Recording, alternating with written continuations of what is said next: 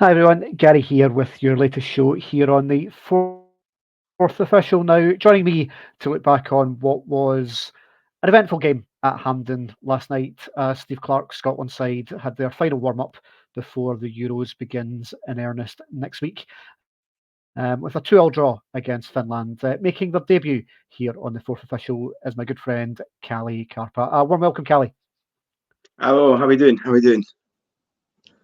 It's great to have you on. Obviously, making your debut here on the show. But reason why I invited you on is obviously I don't know that many Finnish people. When Scotland play Finland, it makes sense to get someone that's very much got a foot in both camps. And very much I know that you were at the match last night as well, and are also heading off to Germany. So it was really kind of good to get your thoughts in terms of how the match going experience was last night at Hampden, and also we'll look ahead to what's going to happen for Scotland going into next week with a big game against Germany. Yes, yes. Well, I was lucky enough to be one of around 30 to 40 away fans to go last night. Brilliant. Quite a small pocket, but we made a bit of noise. Got told to sit down a few times, which is a new experience for me from being an away fan. But I guess it was fantastic. Been waiting for this game for about 24 years since I moved here. So finally got the chance to go to Hampden, see Scotland, Finland. Yeah, and in terms of look where Finnish football is at the moment, Callie. So obviously they've not qualified for the Euros, and it's been a long time really since Finland have been challenging to be at some of the major tournaments. But they seem to be developing a bit more of a kind of a younger squad, and some of the players are starting to kind of break through. And obviously getting to see some of them at close quarters last night at Hampden as well. Is there anyone that kind of attracts you as kind of being ones for the future that may well propel Finland to that next level? Definitely. Yeah, definitely. There's a bit of a change of era at the moment. Of course, you got Pukki, Pohi, and Paolo, but they're coming towards the end of their kind of international career. So as I said, Pukki, he's now moved to Minnesota in America for the last few years. He's what, 30, 34, so he's going like a couple of years probably. Pohi and Paolo, he's about late 20s. He's just been promoted to the Serie A with Venezia last week, so it'll be great to see him playing in the top league again after a couple of years in the Serie B. But yeah, one of the kind of standouts for me, I'm glad I seen him come on last night. He's the boy that won the penalty for Finland when Craig Gordon took half of his face off. Thomas Galvez, he's a youngster, plays for Man City, so it's good to see a youngster coming on. I'm really hoping he gets a wee loan move or gets some few minutes under Guardiola next season. But still quite a young, raw talent. But it was great to see him to come on and actually make an impact and win a penalty. A bit of a soft penalty, let's say. He did get the ball, I do agree with that. But it took half of his head off as well. Yeah, we'll certainly come on to speak about Craig Gordon in a little while, Callie. But yeah, just in terms of the challenge, obviously Scotland coming into the game off the back of a rather unimpressive 2-0 win over Gibraltar on Monday night, and looking to obviously try and build a little bit ahead of steam, obviously ahead of going to the Euros next week and that big match, tournament opener against Germany next Friday night. They lined up with a relatively strong-looking lineup. Angus Gunn in goals, Anthony Ralston in at right back, replacing Ross McCrory, captain Andy Robertson at left back, and then the three centre backs: Kieran Tierney, Jack Henry, and Grant Hanley, given the opposition to kind of be that third centre back in there. In the midfield, Billy Gilmore and Callum McGregor remaining in there alongside John McGinn and Brian Christie, providing a bit of support once again for Lawrence Shankland as the main striker. And I think following the Gibraltar game, we spoke about that on the bulletin during the week, that it wasn't the all singing, all dancing boost to confidence that we maybe would have expected a game against Gibraltar to be. We've since seen Gibraltar draw 0-0 with Wales, so they're maybe not quite the mugs that we all thought they might well have been. So going into a game against a Finland side who very much a bit raw, probably aside from Pukki and Poyampolo, a lot of kind of relatively unknown names, although Jeroen, the goalkeeper, has been someone who's been around for an awful long time, and Niskanen as well at the back's an established player. But you would have been looking for Scotland to try and build on that Gibraltar game and give themselves that momentum and try and get obviously be a big crowd there as well, looking to give themselves a good send off. Yeah, definitely agree. Even when we walked into the stadium, I didn't know what to expect with how many away fans, but it was literally, as I said, 30 to 40. It was the atmosphere was fantastic before the game kicked off. You could feel kind of that part of me atmosphere. Everyone's ready for Germany. Everyone's ready for that opener. So I do guess a 2-2 is a bit flat for the teams, but especially as you said, a wee 2-0 against Gibraltar. You expected a bit more, especially that first half in that game was a bit dull. To go 2-0 up against Finland, make a few subs, and to lose two quite. I mean, the header for the 2-1, which I unfortunately missed at that point. Since then, I watched the highlights, was fantastic. But there should have been more opportunities, surely, with that team against Finland. Finland have nothing to play for. As you mentioned, we're not going to the Euros this year. So I'd say it's a bit flat line, that second half for Scotland.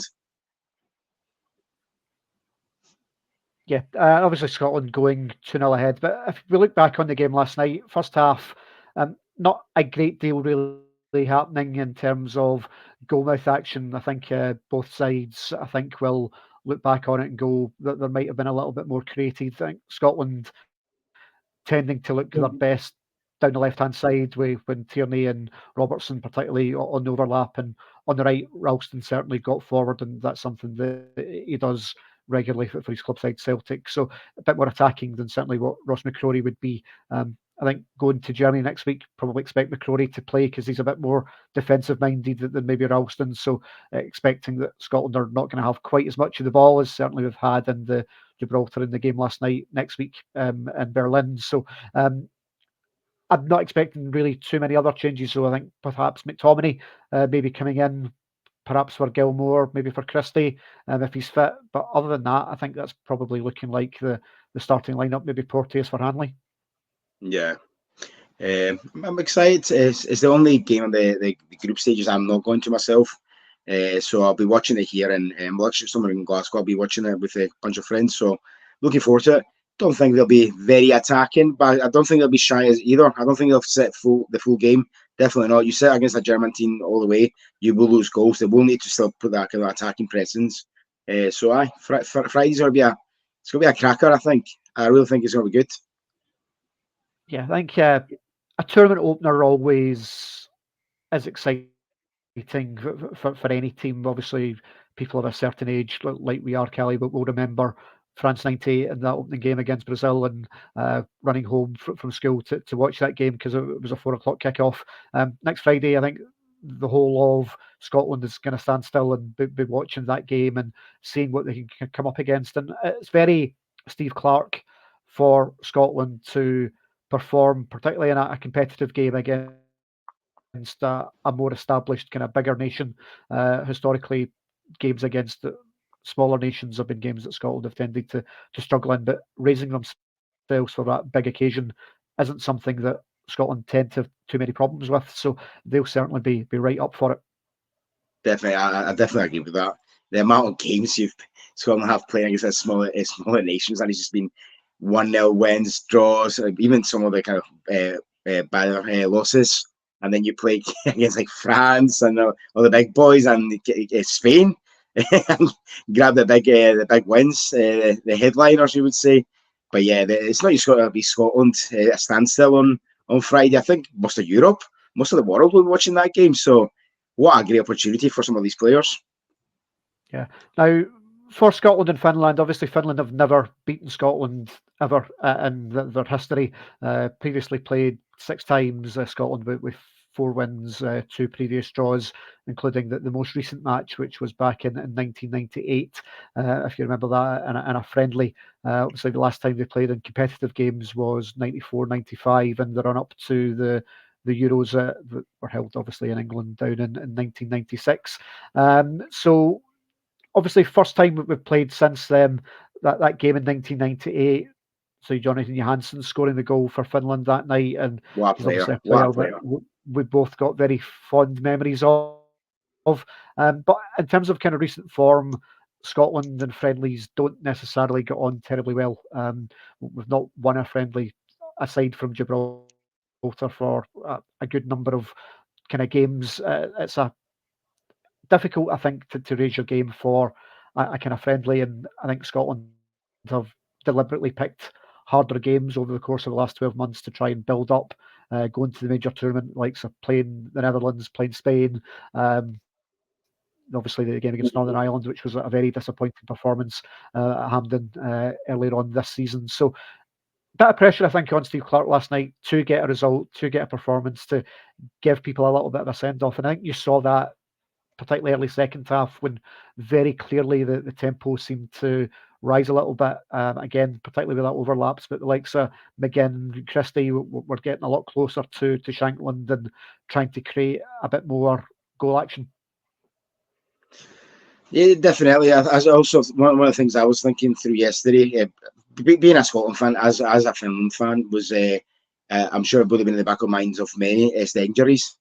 You did not want to get any more injuries in that game, so it was good to see towards the second half, players looking fit, no one was gassing out, good subs at good times, there was no players limping, so I think everyone's looking fit, sharp, and Friday, I think those boys are now ready. They're all waiting for that game. The quicker it comes, the better.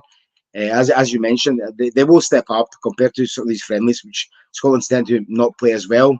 Again, especially maybe the last couple with the fear of injuries.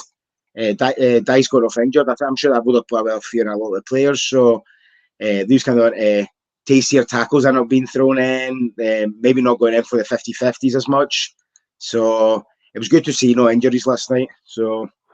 Yeah, but lots of possession, particularly first half, without really doing terribly much to it. But as I say, second half, they did start to kind of up the tempo a little bit, and you kind of see that with obviously the opening goal where they get that overlap down the left-hand side.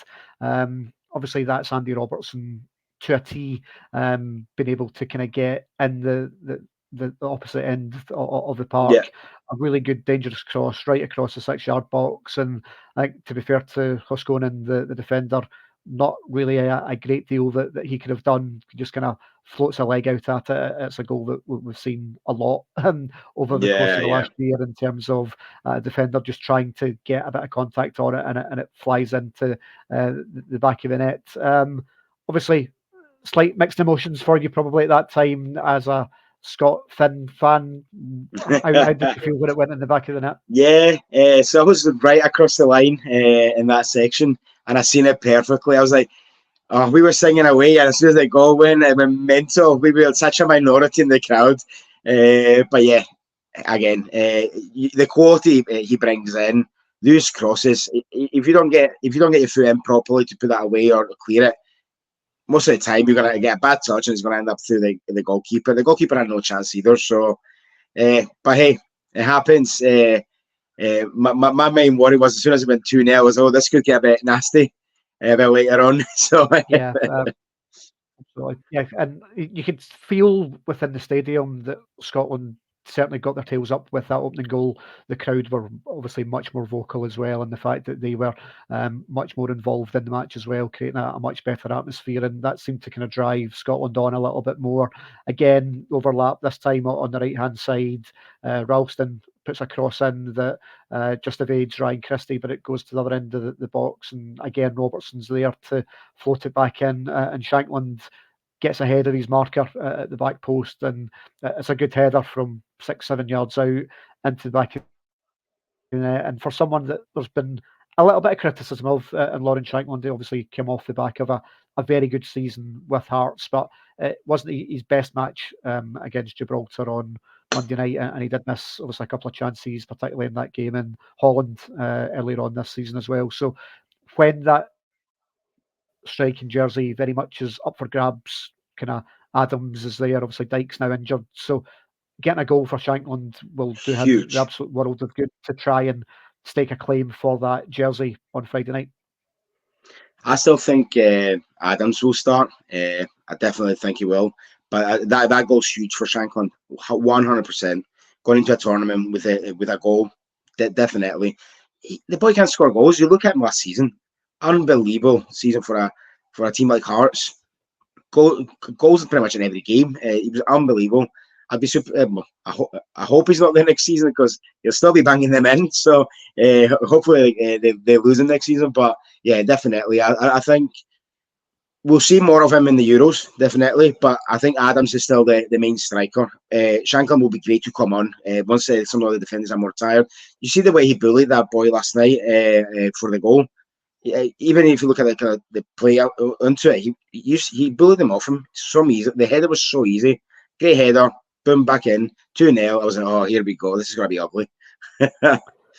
To be fair, though, to Finland, as much as Scotland with the 2-goal lead, they started to get into the game a little bit more, and we'll obviously come on to the goals that they scored in a little bit. But they obviously get a goal on 65 from the midfielder, Lod, I think his name is, that fires it into the kind of top corner. Really, really tidy finish.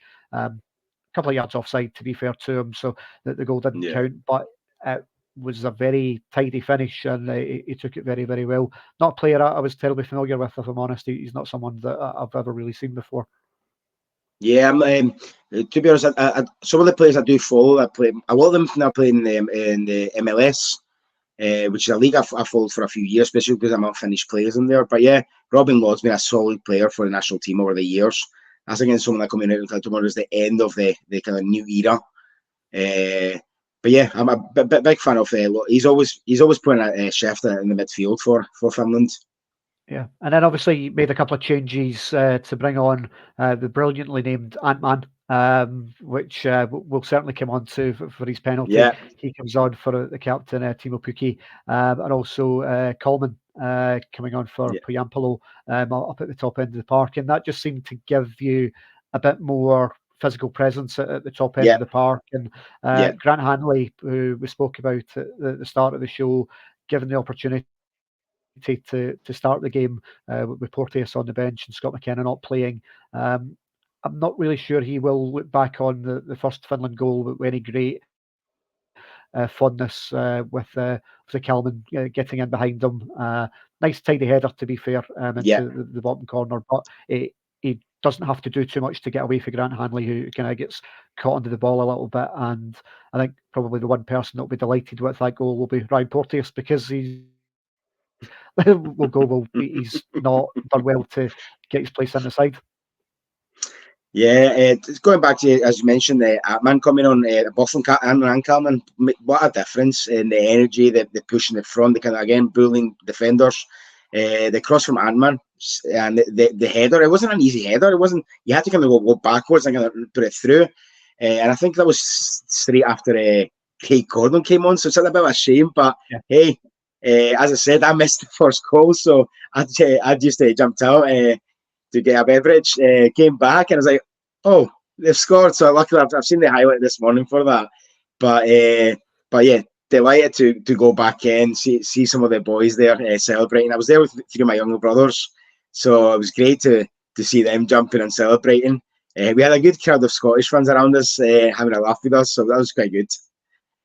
But going back to the offside goal, that was funny. Typical, they're all jumping, celebrating, and you look over to the line, and that flag goes up. You're like, oh no!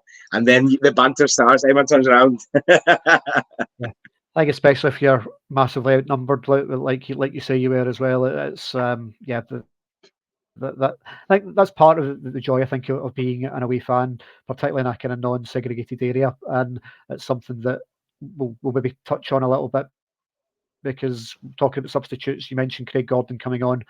He came on exactly the same time as Ryan Jack. Now, Ryan Jack's a player who has had some difficulties with the Scotland support at times in his international career. Seen some reports online over the course of last night and this morning that, again, there were some kind of discerning voices about Ryan Jack when he came onto the park. Being at the ground, what was your kind of take on that? Because obviously Craig Gordon gets a massive reaction to coming on to get his 75th cap, but Jack's someone that hasn't been the most popular with the Tartan Army and the Scotland support. So when I was saying of course, Craig Gordon got the biggest year, of course. You knew that as soon as when the lineups were on, you knew he was going to come on for a bit at least, kind of for a farewell, a send off. But I didn't hear many boos, but of course it wasn't as loud for Jack that was for Gordon. But no, there wasn't any animosity, I would say. I was clapping him. I'm a big fan. Yeah, But no, there was nothing. As you said, yes, we all know like he's had his issues with the Tartan Army, but I wouldn't say there was any booing or anything. But it definitely was not as loud. yeah. Okay, on to the controversial incident that we touched upon a little bit earlier. 5 minutes to go. Craig Gordon comes flying out to try and get his hands on I think it was a corner or a kind of floated free kick. Yeah, Um, Comes out with two hands, kind of Superman style, to try and get the ball. It gets a touch on it, I think, with one of his hands, and then comes clattering through the Finnish player. Referee awarding the penalty, which is very, very nicely disposed of by Ant-Man into the bottom corner. You mentioned that you think it was quite harsh at the time, but I think watching it back, you certainly see on the follow through, he does come through and clatter straight into to the Finnish boy, um, whether he's deemed as being out of control yeah, or endangering an opponent, but by coming out with that way, as much as he does get a touch on the ball, I don't think it's enough to justify the collision and the foresight he goes straight into the Finnish player for. But our friends at Behind the Whistles podcast with a couple of old Grade 1 referees that we've had here on the fourth official, so Des Roach and Steve Conroy, they put out on their Twitter feed last night that by the letter of the law, penalty was the wrong decision on that one, oh, and that's obviously coming from the horse's mouth from an actual Category 1 referee. But I can understand a little bit why it was given because of just that follow through and the fact that he absolutely wiped him out. yeah. As I mentioned earlier on when we started talking about it, haven't seen it properly because I was on the end of the ground at this point. Seen it this morning in the highlights. Yes, it was a bit aggressive. Went with the Superman style, as you said. Uh, Catches the ball. Yep. Back in the day, you would go fantastic, but you just can't go with that force anymore. Again, VAR looked at it as well and they gave it, so it wasn't just the referee. So with the evidence, VAR must have looked at him and gone, "Yeah, it's excessive force." And Well, that's the thing is that they look at it and go, is it a clear and obvious error by the referee to award it yeah, as a penalty? And they deemed it not to have been a clear and obvious error. So that's why it was awarded. And then it was very nicely tucked away. Now, for Craig Gordon, he becomes the second oldest player in Scotland history to win a cap, but 75 caps for him now. Now, it was revealed after the game that, as expected, both himself and John Souttar are the two players to miss out in terms of going to Germany as part of the 26-man squad. Probably means at the end of Craig Gordon's international career now, we'll wait and see what happens over the summer in terms of whether he calls it quits for his full playing career or not. But certainly, you would imagine that'll be it for Scotland. And to get that send off in front of the National Stadium crowd as a bit of a thank you for 20 years worth of service for the national team, and to get himself back fit from the injury problems that he's had. He's obviously been a great servant for Scotland over a number of years, and uh, yeah, it was nice for him to get that adulation and recognition on the park. yeah. I mean, what a professional. At that age to come back from that leg break and still have the drive, the motivation to get fit and get playing, unbelievable. So totally deserved. As I said, mentioned earlier, as soon as he was in that squad not starting, you knew he was going to come on, get a huge send off, and we went for a pint after the game, and we seen it on Sky News with uh, of course not going to the. We've seen that he's not going to the Euros as well. So I think we all kind of knew he deserves a send off. I mean, I've been going to Scotland games for years, back from the Bertie Box days, uh, those painful days, and I mean, he has been a complete perfect keeper for Scotland for years and years. I mean, it's gonna take some goalie to take over that reign. Yeah, well, certainly Angus Gunn's young enough and highly rated enough, so we'll watch with interest in terms of how he goes. He certainly goes to Germany as first choice. You've then got Liam Kelly and Xander Clark, who will very much kind of be the backup options for him. We can't talk about goalkeepers without giving a little bit of a tip of the wink to the Finnish goalkeeper, Sini Salo, who produces an absolutely astounding save from young Tommy Conway, who came on as a substitute for his Scotland debut, 20 minutes to go. playing under 21s earlier on this week and getting the call up to the main team off the back of the injuries to Dykes and to Ben Doak. Really good header actually from Conway, Yeah. but Sonny Salo does really, really well in the dying minutes just to get his hand to it and stop it from going in. That would have been some debut for the young lad. Again, that was right across the goal. So the way I see this, literally looking at right across, he just kind of got his hand and he got the ball straight up in the air, stood up and grabbed it. I was like, wow, that was too close for comfort, because I thought that was going to be the end of the game if that had gone in. But yeah, I'm glad to see him getting some game time as well, because he's not the starting goalkeeper. I mean, Hradecki for Leverkusen, what a season he's had. So it was nice to see him getting the full game yesterday. Get some minutes, so that's very well done from the coaching staff and the management.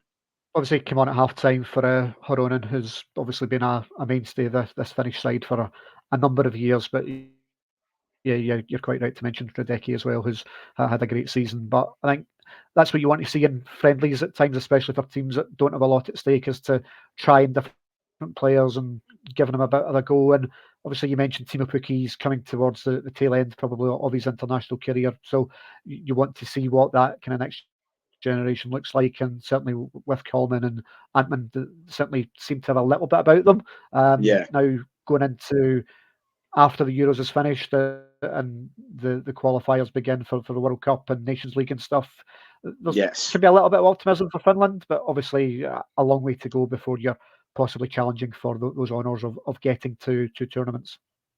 Talking about the Nations League, got England, got Ireland and Greece. So it's a great 3 away trips for myself, which I'm looking forward to making.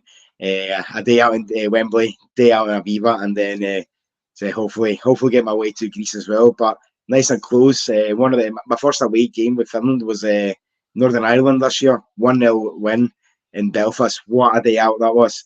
Fantastic. So I've got the itch again. I want to do more away games. I don't get to spend enough time in Finland nowadays, so I don't get to go any of the home games. So having 2 home away games so close to me is fantastic this year. Yep, and then obviously going to Germany for the Hungary and the Switzerland games, they're going to be really, really big occasions, and I think you're looking at that going, well, if they can manage to get any sort of result against Germany, then those games become absolutely massive in terms of Scotland trying to get out of the group. With the way that the Euros are structured, with obviously the 2 best placed, third place teams can qualify out of the section as well for the last 16. So real opportunity, I think, for the first time ever for Scotland to maybe get out of the group phase. Oh, that'd be fantastic. As I said, I'm going to both of the Switzerland and the Hungary game. And I've got a feeling by looking at when the tickets went out, they're going to be like home games with the amount of Scottish fans that are going over. And I've been lucky enough to manage to get me and my friends going to sitting all together for both games. Absolutely buzzing for it. And I think there is a fantastic chance on picking up wins and draws, minimum draws in 1 or 2 of these games. But definitely a victory is a must against one of the 2. And having seen Hungary lately play in a last couple of friendlies, I'm feeling quietly confident. Don't want to go overconfident with that, but I think Hungary are there for the taking. Switzerland, yes, will be more a test, and Germany's the biggest one. As I said, get anything against Germany puts you in such a good position going for the next 2 games. Absolutely. We will be all over Euro 2024 here on the Fourth Official over the course of the next 4 or 5 weeks. The coverage of that begins this Monday night with the launch of our brand new interactive show. It's called Draft Sevens. It's a fantasy draft style show, and the live launch of that is Monday night at 8:30 here on the Fourth Official's YouTube channel. Very much hope that you can join us for that one. A big thank you to Kalle for giving up a little bit of time here on his Saturday afternoon to come and speak to us. Very much Scotland-Finland. It's very much your real set, mate. So it's been delighted to invite you on and to get a little bit of an insight in terms of what the game was like for you last night. And I hope you have a ball over in Germany. Thank you very much. I'll speak to you all on Monday night for the live launch of Draft Sevens. Until then, enjoy the rest of your weekend. Goodbye.